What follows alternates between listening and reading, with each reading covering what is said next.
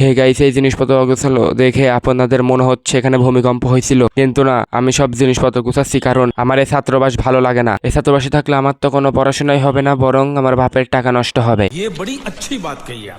তাই আমাদের কলেজের পিছনে ওই ছাত্রাবাসে যাবো। সব জিনিসপত্র গুছাতে গুছাতে আমার তো পেটে ক্ষুধা লেগে গেল। হোটেলে যাচ্ছি খাওয়া দাওয়ার জন্য, আর রাস্তায় যে জ্যাম দেখে তো মনে হচ্ছে গাড়ির তলে পড়ে আমি তো পাপড় হয়ে যাব।